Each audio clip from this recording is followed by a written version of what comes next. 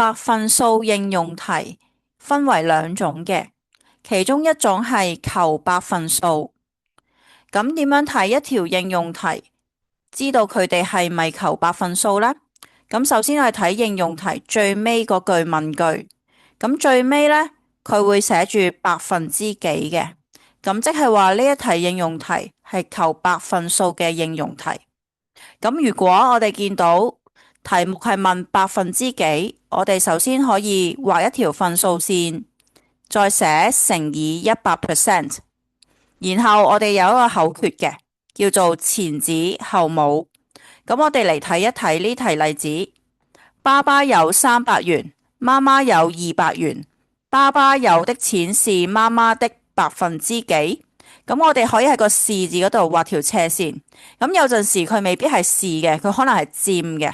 咁我哋睇翻斜線前面嘅呢，就係分子，我哋叫前子；斜線後面嘅係分母，我哋叫後母。爸爸有嘅錢係分子，而媽媽有嘅錢呢，就係分母啦。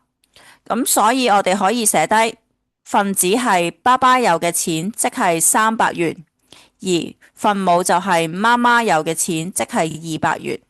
咁我哋就可以寫到呢條列式啦。再睇另一個例子，咁題目差唔多嘅，只係問句呢，爸爸同媽媽調轉咗，就係媽媽有的錢是爸爸的百分之幾。咁一見到百分之幾，我哋就畫翻條分數線，然後寫乘以100%，然後用口訣前指後冇。而今次媽媽嘅錢就係分子，有200元嘅，而爸爸嘅錢呢，300元就係分母啦。前指後冇，前面嘅媽媽200元就係分子，後面嘅爸爸300元就係分母，咁就可以寫成呢一題嘅列式啦。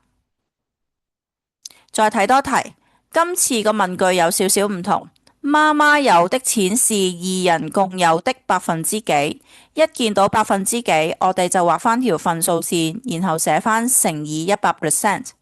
然後口訣前指後冇，前指媽媽有嘅錢係分子嚟嘅，媽媽有200元。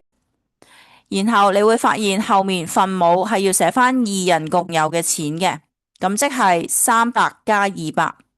分子係200，媽媽有嘅錢，分母係2人共有嘅錢，即係爸爸嘅錢加媽媽嘅錢，所以係300加200。